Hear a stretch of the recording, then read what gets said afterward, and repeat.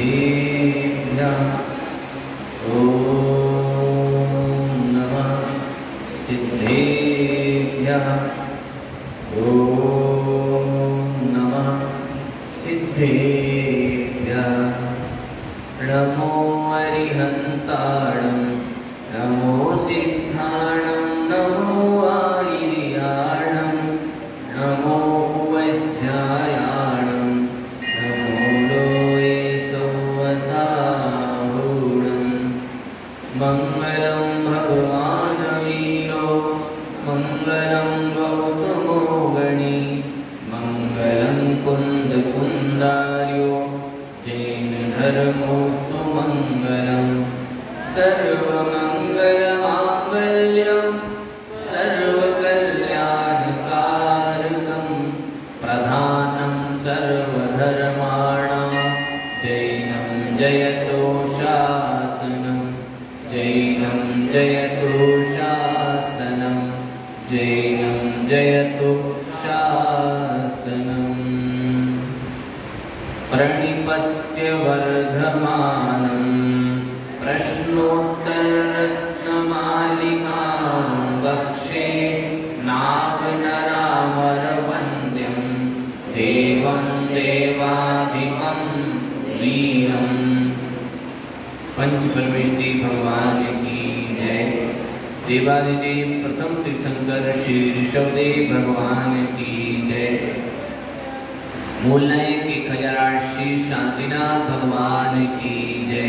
वर्तमान शासन नायक महावीर भगवान की जय। प्रश्नोत्तर रत्नमालिका ग्रंथराज की जय। राजर्षि अमोघ वर्ष मुनि महाराज की जय। संत श्रोमणी आचार्य गुरुवर श्री विद्यासागर जी महामुनिराज की जय। परम पूज्य आचार्य भगवंत श्री समय सागर जी महामुनिराज की जय। परम पूज्य निर्यापक श्रवण मुनिकुंभ श्री सुधा सागर जी महाराज की जय। परम पूज्य मुनि श्री विनीत सागर जी चंद्रप्रभ सागर जी महामुनिराज की जय। अढ़ाई द्वीपस्थ समस्त महामुनिराजों की जय।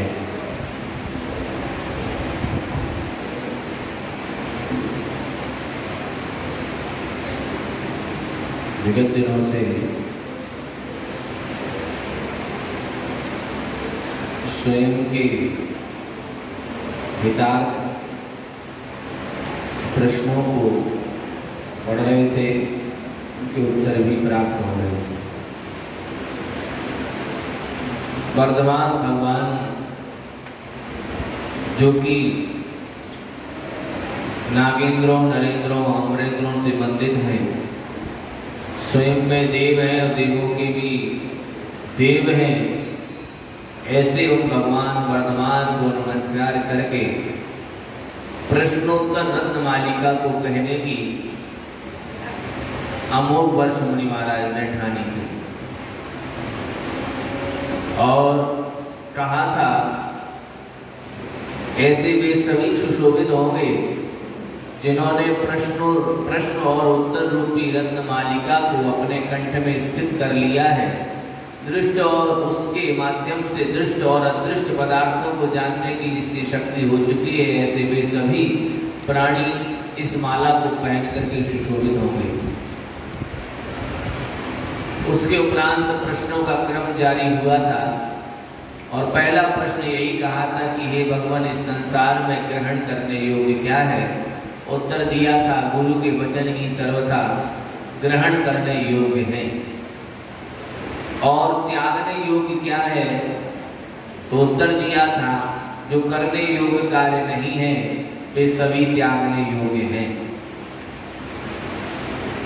गुरु कौन है? तो कहा था जिसने संपूर्ण तत्वों को जान लिया है और हमेशा ही जो प्राणियों के हित में लगा हुआ है वही गुरु है। फिर कहा था कि विद्वान व्यक्ति को सर्वप्रथम क्या करना चाहिए, शीघ्रता से क्या करना चाहिए? उत्तर दिया था संसार की संतति का नाश, संसार के जो भवों की परंपरा चली आ रही है उसका जैसे बने तैसे उसका नाश करना चाहिए। और मोक्ष रूपी तरु का बीज क्या है? तो उत्तर दिया था सम्यक ज्ञान जो है वह मोक्ष तरु का बीज है, लेकिन क्रिया सहित। तो चारित्र के साथ जो सम्यक तो है, सम्यक ज्ञान है, वह सम्यक ज्ञान मोक्ष रूपी वृक्ष का बीज है। मार्ग में भोजन क्या है? उत्तर दिया था धर्म ही मार्ग में भोजन है। इस संसार में सबसे पवित्र वस्तु क्या है? तो उत्तर दिया था जिसका मानस शुद्ध है वो ही इस संसार में सबसे अधिक शुद्ध है। और पंडित कौन है? तो कहा था विवेकी, जिसे क्या करना है और क्या नहीं करना है इस कार्य की जिसको समझ है, उसका नाम ही पंडित है। और इस संसार में विष क्या है? तो उत्तर दिया था गुरु का तिरस्कार ही इस संसार में विष है। संसार में सारभूत वस्तु क्या है? तो उत्तर दिया था बहुत सारी बार विचार कर लेने पर भी, बहुत बार विचार कर लेने पर भी एक ही सार नजर आता है कि मनुष्य जन्म पाकर के एक तो तत्व दृष्टि हो जाना, तत्व को जानने लग जाना और तत्व को जान करके स्व और पर हित के लिए उद्यत हो जाना, यही संसार में सार है। फिर कहा था मदिरा के समान मोह को उत्पन्न करने वाला इस संसार में कौन है? उत्तर था स्नेह। और लुटेरे कौन है? उत्तर दिया था पंचेंद्रिय के विषय। भव रूपी इस संसार में भव की लता क्या है? इस संसार को भवों भवांतरों में भटकाने वाली चीज क्या है? उत्तर दिया था तृष्णा।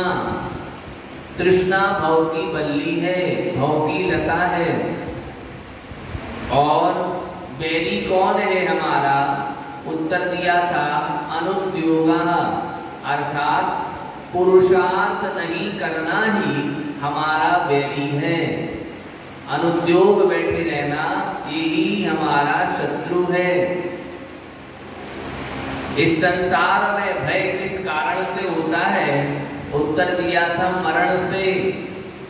सबसे ज्यादा यदि किसी को भय लगता है तो अपने मरण से लगता है, अन्यथा डॉक्टर के पास क्यों जा रहे हो? थोड़ा सा रोग क्या हुआ, डॉक्टर के पास भागते फिरते हैं और फिर कहते हैं हमें मरने से डर नहीं लगता। तो फिर ये क्या है? डॉक्टर के पास जाना ही बता रहा है कि मरने से तुम्हें भय है।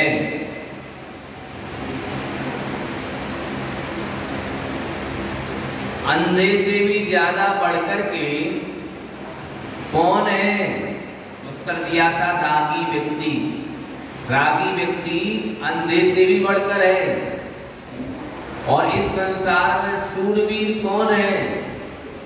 तो कहा था स्त्री के नेत्र रूपी बाणों से जिसको दुख नहीं पहुंचा हो वो इस संसार में शूरवीर है। अमृत के समान अपने कर्ण रूपी अंजलि के द्वारा पीने योग्य वस्तु क्या है? उत्तर दिया था सदुपदेश, गुरु का उपदेश, सम्यक उपदेश, जिनवाणी का वाचन। किंग गुरुताया मूलम, गुरुता का मूल क्या है? बड़प्पन का मूल क्या है? उत्तर था अप्रार्थनम। अप्रार्थनम अर्थात आयाचन वृत्ति। मुनि महाराज की आयाचन वृत्ति रहती है, मांगने वाली वृत्ति नहीं होती। क्योंकि याचना वृत्ति में तो व्यक्ति जैसा चाहे वैसा ढल सकता है। कहा तुम ऐसा करो तो ही देंगे, लेकिन आयाचन वृत्ति में व्यक्ति ढलता नहीं है। मुनि महाराज तुम्हारे यहाँ आहार हो रहे हैं, बड़गान करने के लिए आए हैं। तुमने कहा मुनि महाराज से, तो मुनि महाराज वैसा नहीं करेंगे। वो तो जो वृत्ति परिसंख्यान तप लेकर के आए हैं, विधि लेकर के आए हैं, वैसी विधि मिल जाएगी तो आहार ले लेंगे, वरना नहीं लेंगे। और वो पंक्ति सुनाई थी ना क्षमा सागर जी महाराज की, वो कविता,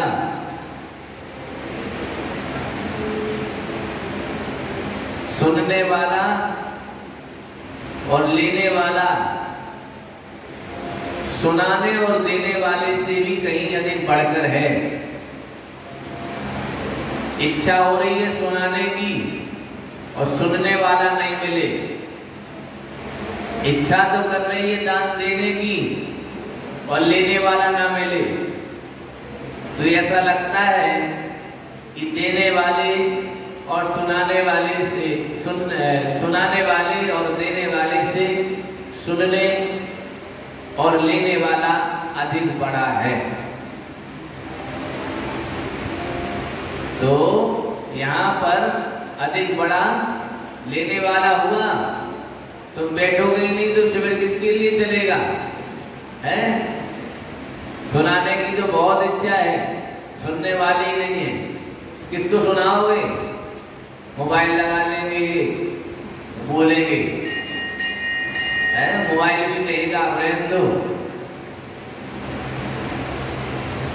तो अप्रार्थनम अर्थात अयाचन वृत्ति ही इस संसार में बड़प्पन का कारण है। तभी आपका बड़प्पन दिखता है जब आप अयाचन वृत्ति से चलते हैं, किसी के सामने हाथ नहीं फैलाते।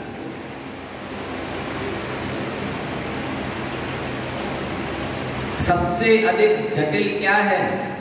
उत्तर दिया था स्त्री चरितम। स्त्री का चरित्र जानना सबसे जटिल काम है। चतुर कौन है? जो स्त्री जन के द्वारा खंडित नहीं है, ठगा नहीं गया है, वह चतुर है।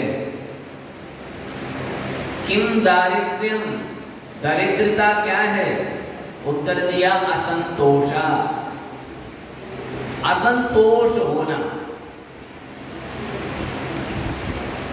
वस्तु एक भी नहीं है तब भी असंतोष हो सकता है, और सब कुछ है तब भी असंतोष हो सकता है।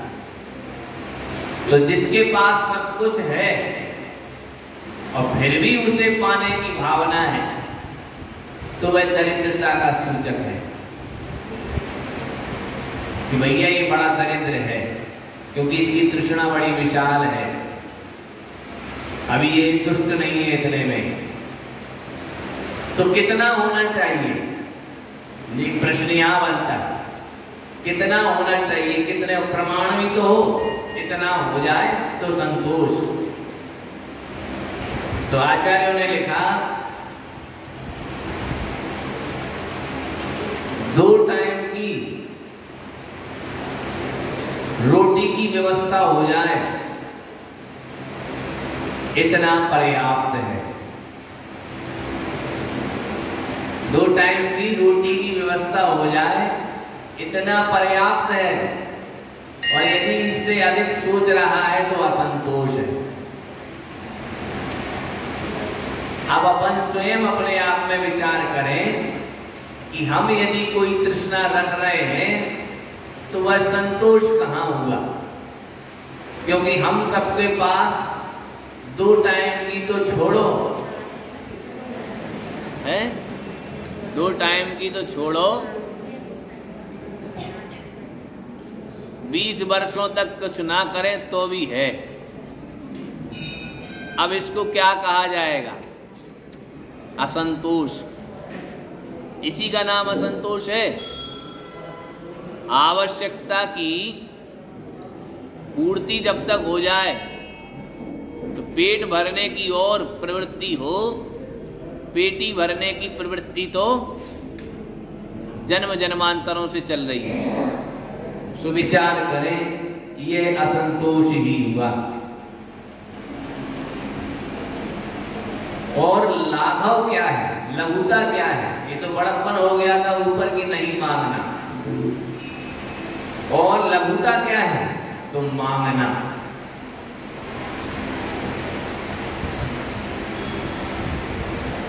एक राजन थे, राजा नल। राजा नल बड़े प्रसिद्ध थे, बहुत प्रसिद्ध थे। मतलब कि इतने प्रसिद्ध थे कि लौकिक व्यवहार में भी राजा नल का नाम लेते थे लोग।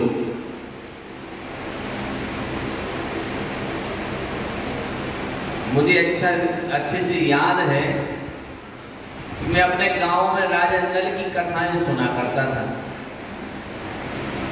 और फिर मैंने राजा नल की कथा जब सुनी और वही मुझे 22 वर्ष की उम्र में मुझे पढ़ने मिला, तो मैंने कहा जब मैंने 22 वर्ष पहले राजा नल के विषय में सुन चुका, इसका मतलब है इनकी कथाएं तो बहुत प्रसिद्ध रही होगी, तभी तो मुझे सुनने में आया। तो वो राजा नल का ही दृष्टांत मुझे याद आया। राजा नल दमयंती को बहुत पसंद करते थे।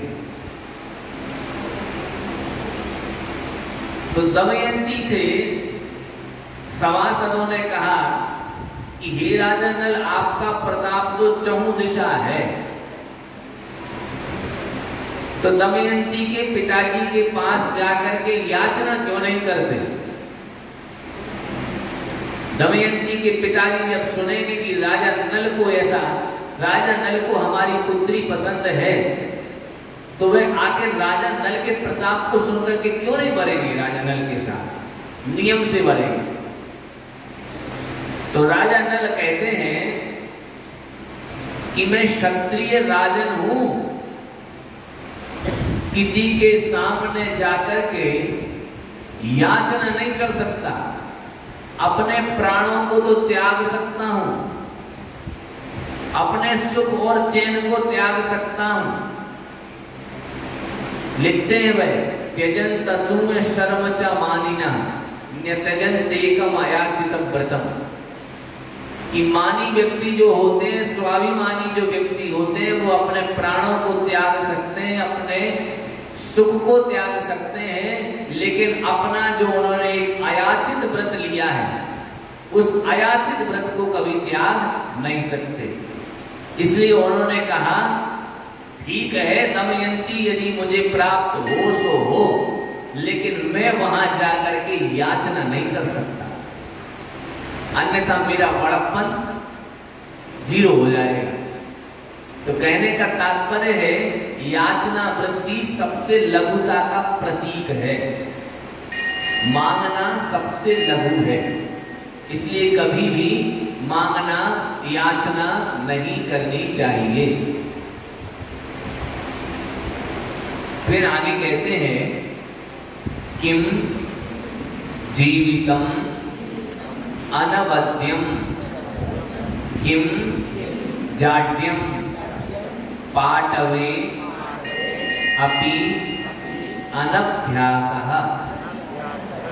को जागर्ति विवेकी का निद्रा मूढ़ता जंतोः किम जीवितम अनवद्यम किं जाड्यं पाटवेप्यनभ्यासः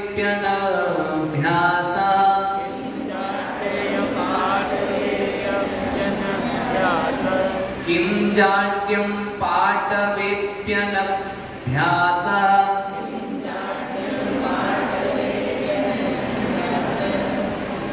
किं जाड्यं पाटवेप्यनभ्यासः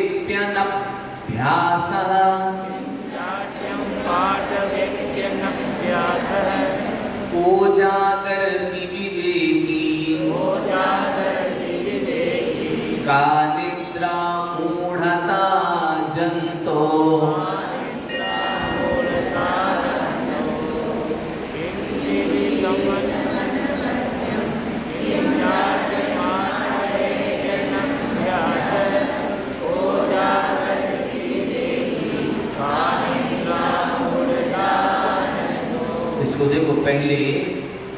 उसको ठीक पढ़ो। किम जीवित मन बद्यम पढ़ो। किम जीवित मन बद्यम, किम जीवित मन बद्यम, किम जाति पाटुरे यज्ञासः ओजागति भानिद्रामृतादन्तो, किम जीवितं सत्यं, किम जाति पाटुरे यज्ञासः ओजागति भानिद्रामृतादन्तो, किम जीवितं सत्यं, किम जाति पाटुरे यज्ञासः ओजागति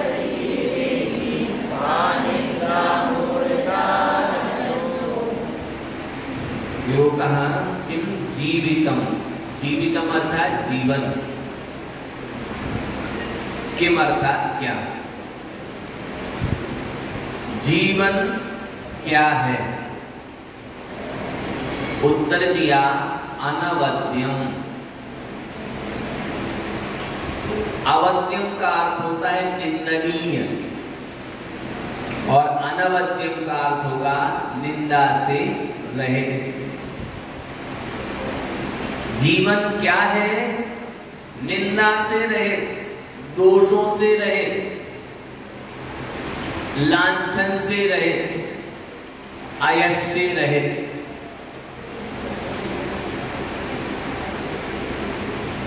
जीवन आयस से रहित ही होना चाहिए। यदि यश है, यदि आयस है तो फिर मरना है।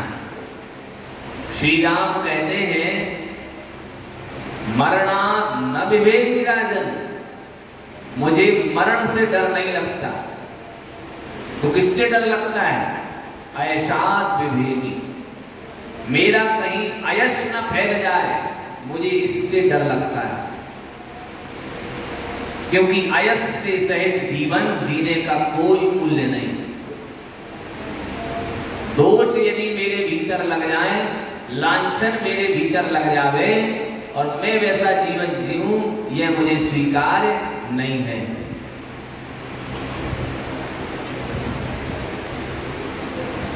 राजा नल ने भी कहा कि मेरे केवल इस संसार में दो ही अयस हैं। अब वो दो अयस कौन से हैं? बड़ा खोजा गया कि इनके दो अयस कौन से हैं। पूरे नगर में सारे विद्वानों ने दिमाग लगाया, आखिर इनमें दो अयस कौन से हैं। सबने खोज करी, लेकिन दो अयस नहीं मिल पाए।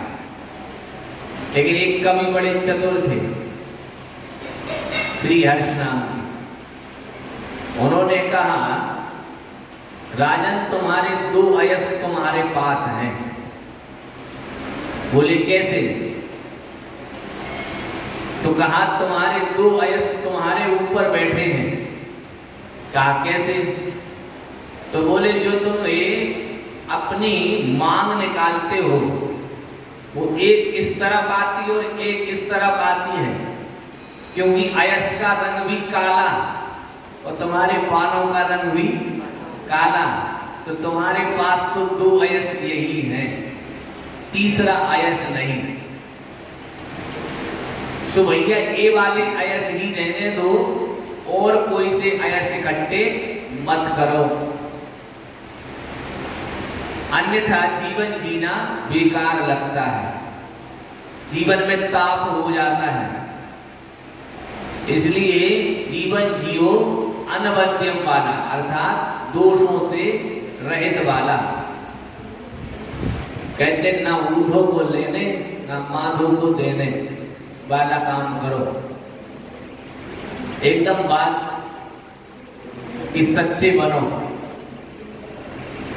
हाथ के सच्चे और बात के पक्के। ऐसा जीवन जीना चाहिए जिससे कि कोई भी दोष मेरे भीतर न हो। फिर कह रहे हैं किम जाड्यम, जड़ता क्या है? उत्तर दिया पाटवे अपि अनभ्यासा, पाटवे अर्थात पाटव कहते हैं चतुराई को। चतुराई होने पर भी, चतुर होने पर भी, अपि अर्थात भी, चतुर होने पर भी क्या करना? अनभ्यास, अभ्यास नहीं करना। कितने भी चतुर हो फिर भी अभ्यास जरूरी है। बहुत प्रवीण हो, बहुत कुशल हो, बहुत दक्ष हो, लेकिन फिर भी अभ्यास करना जरूरी है। अनभ्यासे विषम विद्या, क्योंकि अभ्यास नहीं करने पर विद्या भी विष बन जाती है। अभ्यास नहीं करोगे तो सब भूल जाओगे। प्रतिदिन का अभ्यास ही दृढ़ बनाता है। इसलिए हमें चाहिए कि कितने भी चतुर क्यों ना हो, कितने भी बुद्धिमान क्यों ना हो, कितने भी होशियार क्यों ना हो, कितने भी दक्ष पटु क्यों ना हो, लेकिन फिर भी अभ्यास करते रहना चाहिए। अभ्यास से विद्या तरोताजा बनी रहती है। केवल विद्या ही नहीं, सारे कार्य। कोई अच्छी चीज बनाना जानते हो अथवा कुछ नहीं जानते हो, प्रतिदिन बनाओगे सो याद रहेगा, और नहीं बनाओगे सो भूल जाओगे। रोटी में, आटे में नमक कितना डालना है, एक आध साल नहीं बनाई सो कोई भूल जाओगे, है? तो श्रीमान जी कहेंगे क्या बना के रख दिया, तुम वहीं खाओगे, है? इसलिए अनभ्यास, प्रत्येक वस्तु में अभ्यास आवश्यक है, चाहे वह सांसारिक हो चाहे वह पारमार्थिक हो। बिना अभ्यास के सब चीज भूल जाते हैं। इसलिए जड़ता क्या है? जड़ता कहते हैं मूर्खता से भी जो नीची होती है वो जड़ता होती है। जड़ बुद्धि कहते हैं ना, जिसे लाख बार समझा लो लेकिन फिर भी जुआ नहीं रेंगता। जुआ नहीं रेंगता मतलब जुआ इतना छोटा सा होता है तो जुए के बराबर भी इसमें बुद्धि नहीं आई, कितना भी कह लो, लेकिन जुआ भी नहीं रेंग रहा मतलब जुए के बराबर भी इसको असर नहीं पड़ रहा, वो जड़ बुद्धि कहलाता है। तो कह रहे हैं वो जड़ता क्या है? अनभ्यास से, अनभ्यास होने पर। कब अनभ्यास होने पर? चतुर होने पर। चतुर हैं इसलिए क्या नहीं कर रहे हैं? अभ्यास नहीं कर रहे हैं। तो चतुर होने पर भी अभ्यास का जो अभाव है उसका नाम है जड़ता। को जागृति, जागृत कौन है? उत्तर दिया विवेकी, जिसको हमेशा क्या करना है और क्या नहीं करना है इसका ज्ञान रहता है, वो हमेशा जागता रहता है। सो भी रहा है तो भी जाग रहा है, क्योंकि उसको ज्ञान है क्या उपाधि है और क्या त्याज्य है। का निद्रा, निद्रा क्या है? तो जंतु हो मूढ़ता, प्राणियों की जो मूढ़ता है वो ही निद्रा है। मूढ़ता मतलब मूर्खता। कैसी मूर्खता? तो सत असत कार्यों में विचार नहीं करना, यही मूर्खता है। अपन कहते हैं ना देव मूढ़ता, लोक मूढ़ता, गुरु मूढ़ता, 3 प्रकार की मूढ़ता है। तीनों का स्वरूप जान करके और अपने विचारों को फिर वैसा कर लेना, अपने कार्यों को वैसा कर लेना, अन्यथा वो मूढ़ता कहलाए। लोक मूढ़ता में हमने देखा आपका सागर स्नान मुच्चता चिकताश्मना, सब पढ़ते हैं। ये सब चीजें जान करके वैसा करना नहीं, यदि करते हो तो वह फिर भी आप मूढ़ बने हुए हो। तो कुल मिलाकर के क्या कार्य करना है और क्या कार्य नहीं करना है, सही कार्यों को करना है और जो सही कार्य नहीं है उनको छोड़ना है। यदि वो नहीं छोड़ पाए, इसी का नाम मूर्खता है, मूर्खता है। अभी भी अपन मूर्ख बने हुए हैं।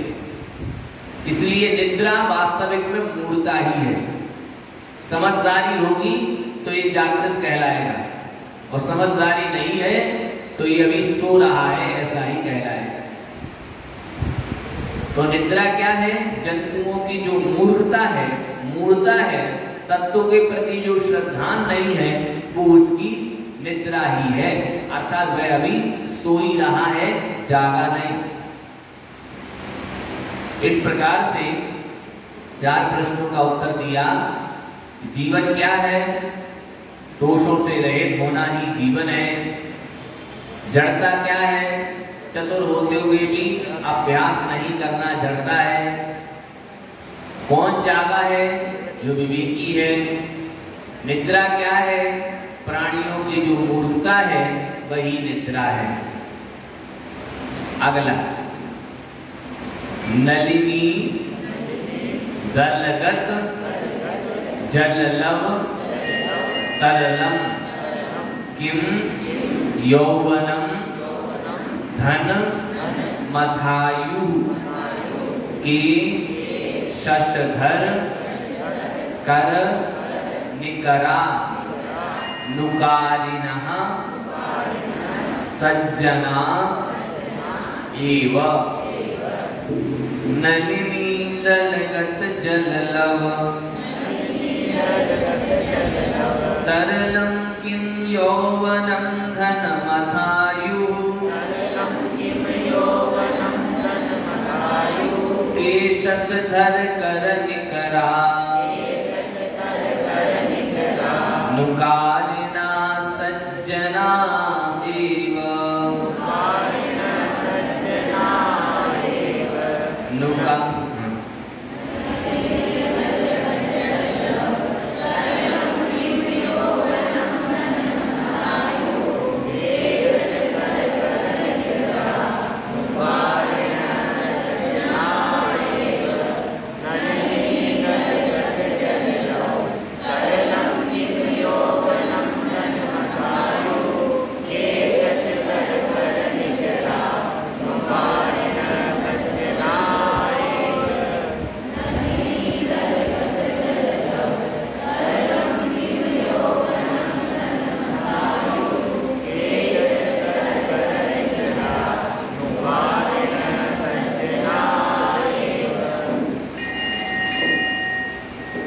नलिनी दलगत, नलिनी अर्थात कमल पत्र, दल पत्ता, नलिनी के पत्ते पर, गत अर्थात पड़ी हुई, नलिनी के कमल के पत्ते पर, दल पत्ते पर गत पड़ी हुई जल की जो लव अर्थात बूंद है, कमलनी के पत्ते पर पड़ी हुई जल की बूंद के समान ही तरल अर्थात नश्वर, कमलनी के पत्ते पर पड़े हुए जल की बूंद के समान ही तरल अर्थात नश्वर। किम क्या है? कमल के पत्ते पर जो पड़ा हुआ जल की बूंद है, जैसे वह जल की बूंद क्षण भर में नाश को प्राप्त हो जाती है। कैसे? प्रातः कालीन बेला में तो हमने ओश की बूंद उस पर देखी, लेकिन जैसे ही सूर्य का प्रताप प्रकटित हो जाएगा वह बूंद नष्ट हो जाएगी। तो ऐसे ही कमलनी के पत्ते पर पड़ी हुई बूंद जैसे क्षण भर में नाश को प्राप्त हो जाती है, ऐसे ही किम क्या है? उत्तर आया यौवनम, यौवन। धनम धन, अथ अर्थात और, आयु अर्थात आयु। तीन चीजें ऐसी है जो कि जल की बूंद के समान ही नष्ट हो जाएंगी। कौन कौन सी? यौवन, धन और आयु।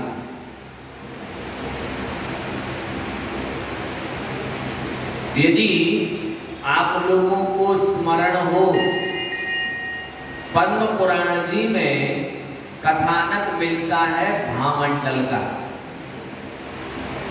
भामंडल कौन था? सीता जी का भाई। भामंडल का जब जन्म हुआ था तो बैरी देव उसे उठा करके ले गए थे। याद है? राजा जनक से वैर विरोध था, साथ ही भामंडल के पूर्व वैर था।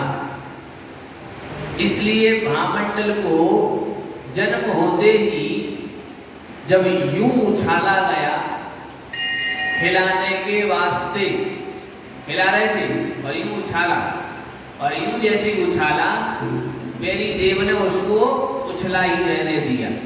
मतलब उछाला यूं था और वो पकड़ के ही ले गए। उसने कहा ठीक है, तुमने हमें ही दे दिया। बाद में फिर मिला भामंडल, बाद में परिचय हुआ। जबकि भामंडल ने क्या सोच लिया था, इस सीता को वो सीता को पसंद करने लगा।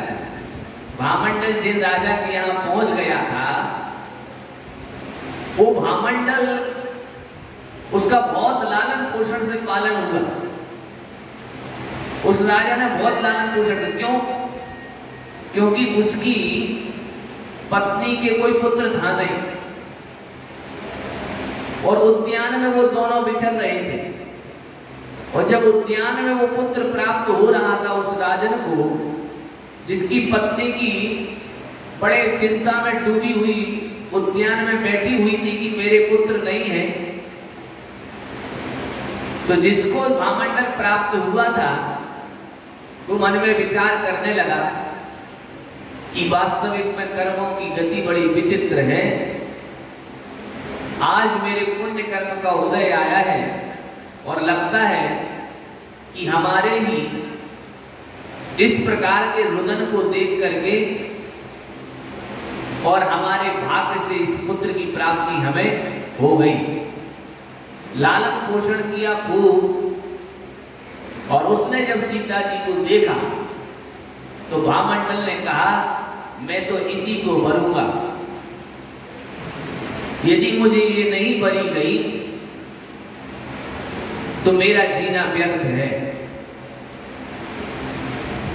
बहुत प्रयास करने में जुट गया, इतना अधिक कमजोर हो गया, कुछ खाता पीता नहीं था, कुछ भी नहीं करा। राजा को पता चला, उन्होंने योजना बनाई कि चलो चलते हैं। धीरे धीरे जब मामला प्रकट हुआ और पता चला कि ये सीता और कोई नहीं अपितु मेरी सहोदरी है। सहोदरी मतलब एक ही उदर से जन्म लेने वाली। उसको बड़ा पश्चाताप हुआ कि मैं क्या सोच रहा था और क्या हो गया। वही भामंडल जब आगे मुनि महाराज ने कहा कि सुनो, संयम के राही बनो, तो उसने कहा हाँ अभी तो यौवन है, ये थोड़ा सा निकल जाए तो हम व्रत नियम संयम की ओर कदम बढ़ाएंगे बस। लेकिन काल किसी का इंतजार नहीं करता। अपने महल की छत पर बैठे थे, गप्पे लड़ा रहे थे, और गप्पे लड़ाते लड़ाते कर्मों से अथवा आयु से जीत नहीं पाए और अकाल मरण हो गया। महामंडल जी नभोमंडल में चले गए, अदृश्य हो गए, मतलब प्राणों का वियोग हो गया। ये उदाहरण इसलिए सुना रहे हैं कि वह यौवन इतना क्षणभंगुर है कि जिस चीज के लिए उन्होंने सोचा वो पूरी हो ही नहीं पाई और उसके पूर्व में ही उनके प्राणों का वियोग हो गया। भैया आज भी हम यही विचार कहेंगे कि जितने नियम धर्म संयम ले सकते हो शीघ्रता करो, आयु का कोई भी भरोसा नहीं। क्या मानते हो आयु कितनी होगी आज के समय में है? औसतन आयु क्या है? 60। इससे अधिक तो नहीं लोगे। इससे अधिक जिंदगी हो जावे वे पुण्यवान, इससे अधिक जिंदगी हो जावे वे पुण्यवान। वरना हम तो ऐसा विचार करते हैं कि भैया जो करना है वो हमें 10 साल के भीतर करना है, अन्यथा हमें तो अपनी पूरी नौकरी भी नहीं कर पानी। अपने विचार कर लेते हैं हम तो कि हमें तो पक्का पता है कि पूरी नौकरी भी नहीं हो पानी अपनी तो, लेकिन आगे की नौकरी नहीं चली जाए। आगे जब जाएं तो नौकरी व्यवस्थित मिले,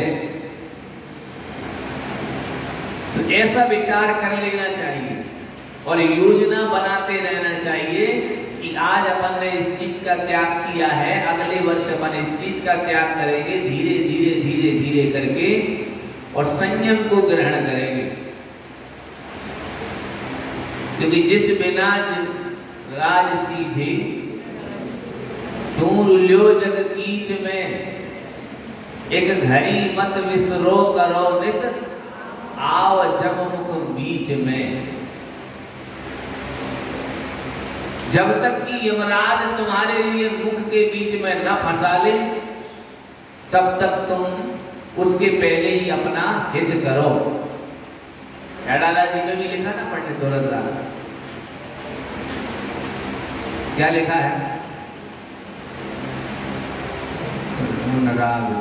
बोलो समामृत से ये चिर भजे विषय कषाय, तो त्याग निज पद बीये। नहीं कुछ कहा है, तब लो झटिति निज हित करो, ऐसी कोई पंक्ति कही। यह राग लाग दहे सदा ताते समामृत से ये चिर भजे विषय कषाय, तो त्याग निज पद बीये। कहा रचो पर पद में न पद यह क्यों दुख सहे, ये वाला नहीं, ये तो अंतिम चला। मतलब अंत में ये कहा है तब लो झटिति निज हित करो, एक पंक्ति कही कि जब तक कि तुम ऐसा ना हो जाए तब तक तुम अपना हित कर लो। यदि तुमने इतने के बीच में अपना हित नहीं कर पाया तो कोई भी भरोसा नहीं है। इसलिए देखो तीनों चीजों की कह दी, यौवन की, धन की और आयु की। ये तीनों की क्षणभंगुरता है, तीनों नाश को प्राप्त होंगे पक्का है। इसलिए तीनों की उपयोगिता समझ लो, धन की उपयोगिता समझ लो, यौवन की उपयोगिता समझ लो और आयु की उपयोगिता समझ लो। जे कम में सूरा ते धम में सूरा। जो कर्म में सूर हैं वे धर्म में भी सूर होते हैं। इसलिए धर्म में भी शूरवीर बनो, अकेले कर्म में शूरवीर मत बनो, कर्म और धर्म दोनों में शूरवीर बनो। इसलिए विचार करो, बार बार इसीलिए कहते हैं यम नियम संयम धर्म के साथ अपना जीवन बिताओ। केवल इतना ही धर्म मत करते रहो कि हमने रात्रि में अन्न की वस्तुएं त्याग दी। हम प्रतिदिन अभिषेक पूजन कर रहे हैं, इतने से काम नहीं चलेगा। इतने में स्वर्ग की संपदा प्राप्त होने वाली नहीं है, समझ रहे हो कि नहीं? इतने में ही स्वर्ग प्राप्त होने वाला नहीं है। स्वर्ग के लिए यत्न करना पड़ेगा।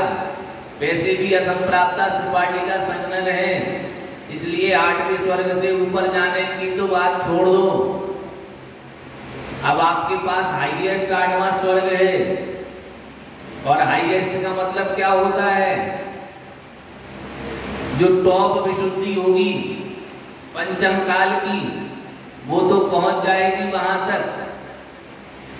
अब अपने को प्रयत्न करना है, व्रत लेना है, जिससे कि हमारा जीवन तर जाए। ऐसी संगति करो जिससे कि अपन भी व्रत ले सकें। तो विचार करो, और जब तक कि व्रत लेने की पूर्व योजना बनाते जाओ। ये जितनी वस्तुओं का त्याग करना है उतनी वस्तुओं का त्याग करते जाओ, जिससे कि फिर व्रत लेने में कठिनाई ना पड़े। अष्टमी चतुर्दशी को कुएं का जल लेंगे, ऐसी व्यवस्था भी बन सकती है। ऐसे धीरे धीरे धीरे करके अपने व्रतों को पालन किया जा सकता है। प्रयास करो, वरना यौवन, धन और आयु तुम्हारा इंतजार नहीं करेगी। के शश धर कर निकरा, के अर्थात कौन? शशधर, शश को धारण करने वाले अथवा शशधर, शीतलता को धारण करने वाला चंद्रमा। उस चंद्रमा के कर मतलब किरण और निकर मतलब समूह। तो चंद्रमा की किरणों का जो समूह है, उन समूहों का अनुकारिणा, उस समूह के पीछे पीछे चलने वाले, अर्थात उनका अनुकरण करने वाले। तो चंद्रमा की किरणों के अनुकरण करने वाले कौन हैं? कि अर्थात कौन है? चंद्रमा की किरणों का अनुकरण करने वाले कौन है? उत्तर दिया सज्जनाः एव अर्थात ही, सज्जन ही, सज्जन पुरुष ही चंद्रमा की किरणों का अनुकरण करते हैं। अर्थात जैसे चंद्रमा की किरणें धवल होती हैं, ऐसे ही सज्जन पुरुषों का चरित्र बड़ा धवल हुआ करता है। जैसे चंद्रमा की किरणें बड़ी शीतल हुआ करती हैं, ऐसे ही सज्जनों का हृदय बड़ा शीतल हुआ करता है, सरल हुआ करता है। जैसे चंद्रमा की किरणें प्रकाश देने का काम करती हैं, वैसे ही सज्जन पुरुष भी प्रकाश देने का काम करते हैं। जैसे चंद्रमा की किरणें चंदन का काम करती हैं, किसी को घाव हो और घाव पर चंदन लगा दिया जाए तो घाव की बेरना को ठंडक पहुंचती है उस चंदन के माध्यम से। ऐसे ही वे चंद्रमा की किरणें ठंडक पहुंचाती हैं प्राणियों को।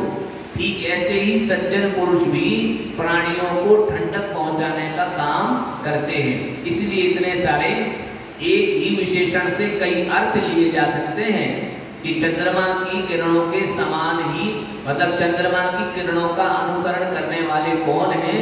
तो सज्जन पुरुष। अगला, को नरकः परवशता किम सौख्यम सर्वसंग विरतिर या किम सत्यम भूतहितम किम प्रियः प्राणिनाम असवः को नरकः परवशता किम सौख्यम सर्वसंग विरतिर्या किम सत्यम भूतहितम किं प्रेयः प्राणिनामसवः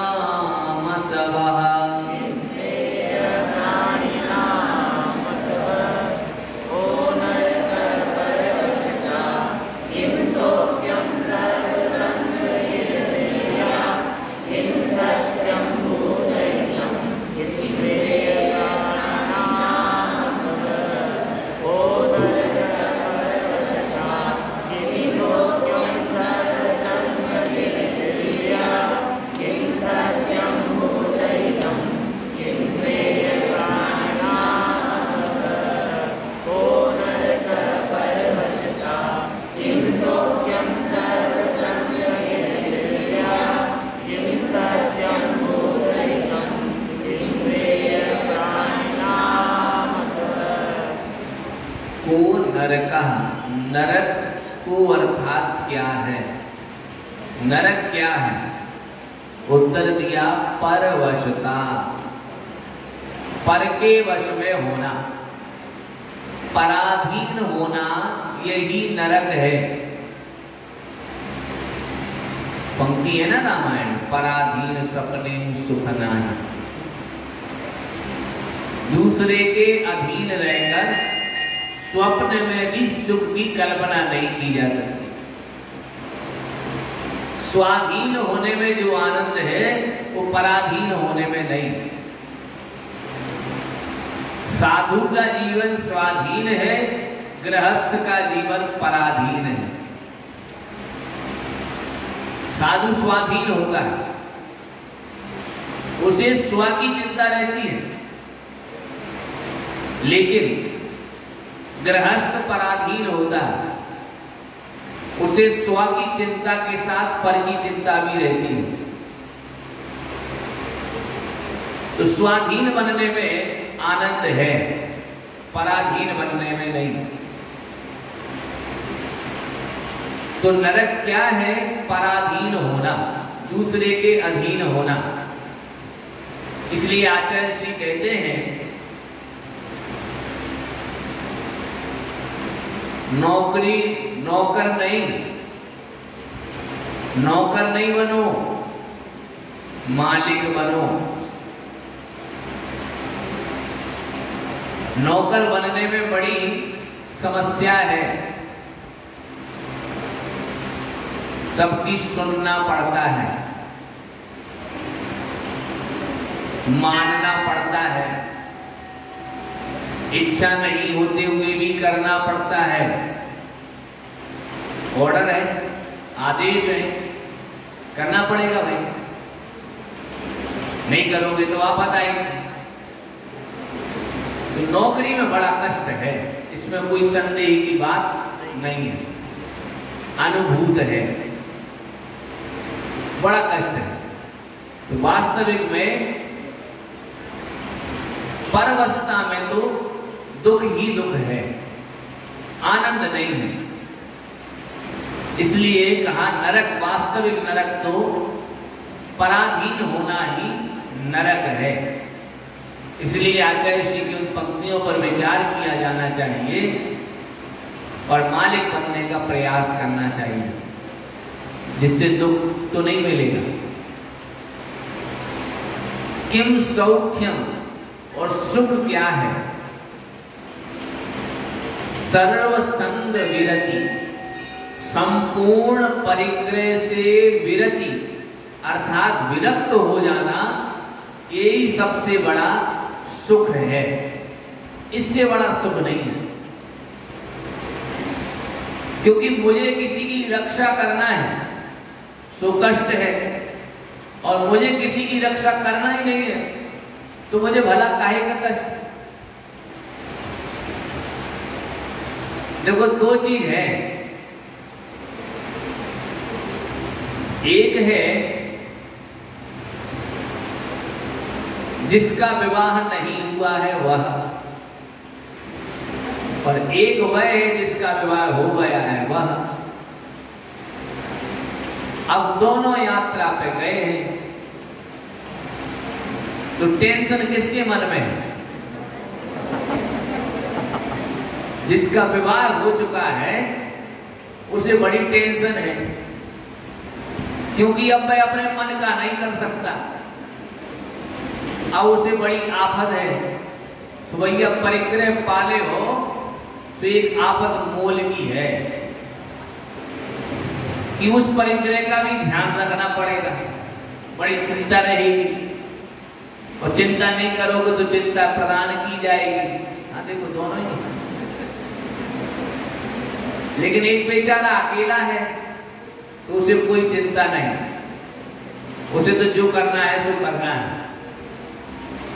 तो सभी संगों से विरक्त जो है, सभी परिग्रह से जो विरक्त है, उसको कोई चिंता नहीं। वाचस्पति का उदाहरण सुना ना, वो वाला परिग्रह वाला, कि वाचस्पति जैसे हमें ग्रह सताते हैं, हमें शनि ग्रह सताता है, शुक्र सताता है, किसी को राहु प्रबल होता है, तो आपके कोई कुंडली में ऐसा प्रबल नहीं होता क्या? आपको कोई ग्रह सताता नहीं है क्या?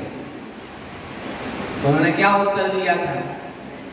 जिनके पास परिग्रह है उन्हें ग्रह सताते हैं, हम तो परिग्रह से रहित हैं, इसलिए हमारे पास कोई ग्रह भटकने वाला नहीं है। तो वास्तविकता यही कही थी उन्होंने कि जो सर्व संग से विरति है उसी का नाम सुख है। आचार्य पूज्यपाद स्वामी ने भी बहुत अच्छा कहा है, परः परस्ततो दुख मात्वैवात्मा ततः सुखम। परिग्रह पर है और पर की वस्तु जो है, पर जो है वो दुख का कारण ही है। मतलब सुख और दुख की जो उन्होंने व्याख्या की है, वैसी सुख और दुख की व्याख्या तो कोई संसार में कर ही नहीं सका। उन्होंने कहा पर है और पर का विषय में, पर के विषय में सोचना दुख का कारण है।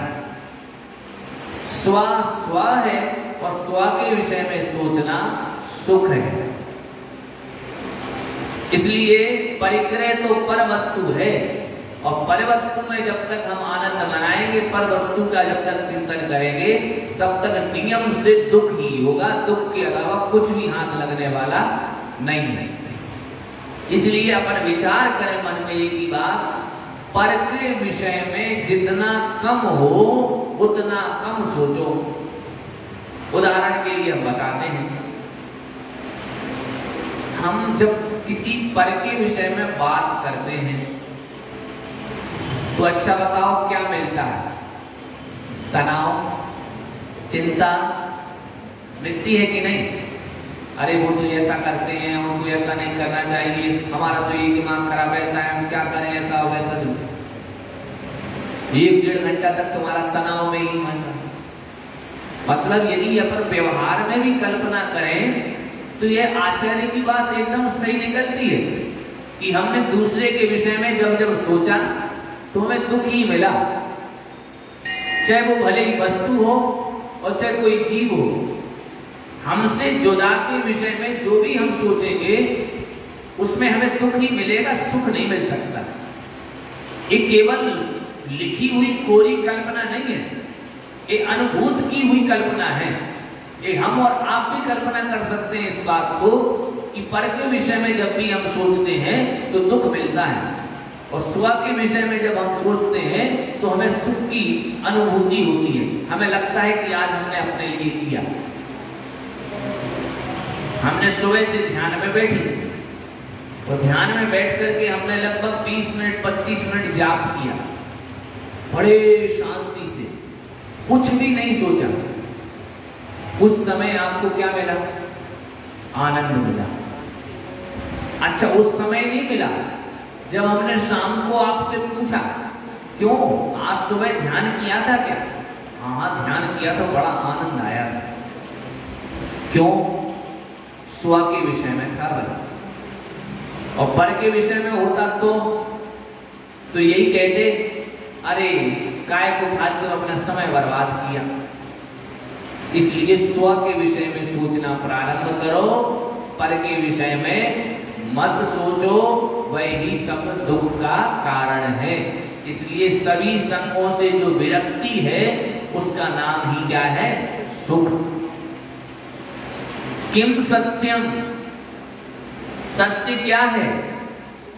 भूत हितम, भूत अर्थात प्राणी, प्राणियों का हित करना ही इस संसार में सबसे बड़ा सत्य है।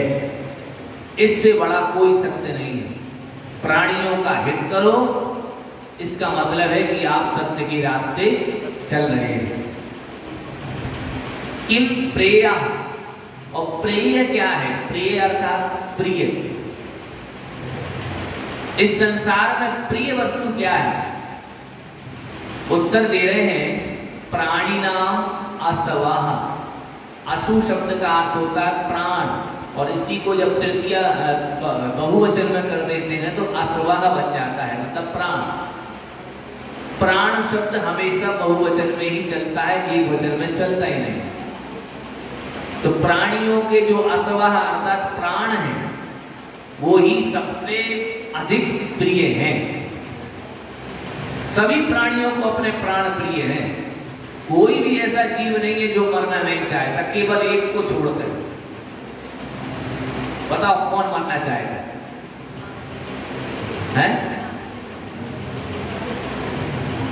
केवल और केवल नारकी। नारकी चाहते हम मर जाएं, लेकिन उनके साथ बड़ी विचित्र स्थिति होती है। वो मरना चाहते हैं, मर नहीं पाते। कट जाए, भिड़ जाए, कुछ हो जाए, वापस से जुड़ जाते। उनमें हमेशा बढ़ना लाभ होते रहता है। वो हमेशा बढ़ जाता है, वापस वही बन जाता है। जितनी बार मरने का सोचेंगे उतनी बार केवल दुख उठाएंगे। कई बार अकाल मरण की कल्पना करते हो, असंख्यात बार। स्वयं में सोचना हम तो मर जाएं, सोई ठीक। अकाल मरण है, जन्म जन्मांतरों तक भटकते रहोगे। सोचना नहीं ऐसा कि मैं मर जाऊं। हाँ, कभी कभी गुस्से में सोच लेते, इससे अच्छा तो भगवान मार ही जाते। भगवान ने कहा, बेटा जिस दिन मृत्यु आएगी उस दिन कहोगे भगवान एक बार बच जाए। जब मृत्यु तुम्हें पुकारेगी तो तुम सोचोगे एक बार बच जाए। इसलिए मरने का विकल्प नहीं सोचो, वरना पाप लगेगा। अकाल मरण का दोष लगता है, क्योंकि भावों से तो सोच लिया। इसलिए अकाल मरण का, और अकाल मरण का दोष कहा है पद्म पुराण जी में, कि गर्भ पूरा ही नहीं बन पाता। यदि ऐसा व्यक्ति गर्भ में आ जावे तो गर्भपात हो जाता है। किसी का 1 महीने में, किसी का 2 महीने में, किसी का 3 महीने में, किसी का 4 महीने में, किसी का जन्म लेते समय ही, किसी का जन्म लेने के पहले ही पता चले कि वह मरण ही निकला है उसका, जीवित नहीं निकला बच्चा। ये सब उसी अकाल मरण के प्रभाव हैं कि पूर्व जन्म में अकाल मरण किया होगा तो अब अकाल मरण कर्म ने कहा, जब तू जीना ही नहीं चाहता तो तुझे जीवन देने से फायदा क्या? इसलिए अकाल मरण का यह फल होता है कि जीवन जीना नहीं चाहता, बस अब तुम्हारा। इसलिए इन सब चीजों से बचना चाहिए। एक और पढ़ा लेते हैं। पढ़ा इसलिए लेते हैं क्योंकि वहां से हाँ 2 व्यवस्थाएं एक साथ देखनी है, उनकी व्यवस्था फेल हो जाएगी। छोड़ दिया। किम दानम अनाकांक्षम किम मित्रम यन निवर्तयति पापात् कोलंकारः शीलम किम वाचाम मंडलम सत्यम किम दानमनाकांक्षम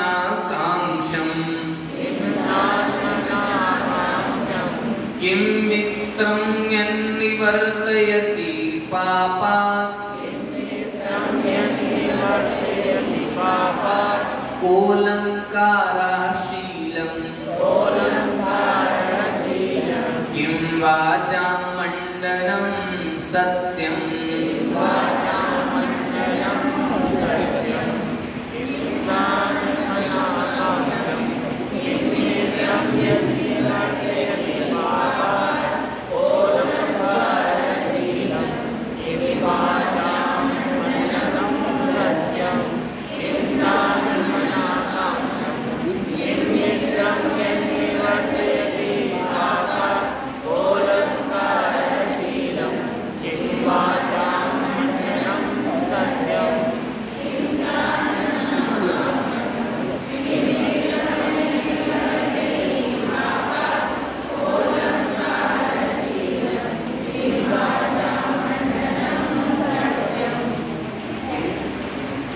ऊपर से पर बसता है, इसलिए जल्दी जल्दी अर्थ देख लेते हैं। हाँ, पीछे से ऊपर से कहीं से कहो। किम दानम, दान क्या है? उत्तर दिया अनाकांक्षम, मतलब आकांक्षा से रहित होना, ये ही दान है। दान में आकांक्षा नहीं होनी चाहिए, दान देते समय इच्छा नहीं होनी चाहिए। किम मित्रम, मित्र क्या है? यत, जो निवर्तयति, छुड़ाता है। किससे? पापात, पापों से। जो पापों से छुड़ाए वही वास्तविक में मित्र है। कोऽलङ्कारः, अलंकार क्या है? शीलम, शील। जो शील है वास्तविक में हमारा जो पंचेंद्रियों पर नियंत्रण है वह ही शील है और वह ही अलंकार है। किम वाचां मंडनम, वाणी का मंडन अर्थात आभूषण। वाणी का आभूषण क्या है? सत्यम, अर्थात सत्य। सत्य बोलना ही वाणी का आभूषण है। इसके विषय में और विस्तार से कल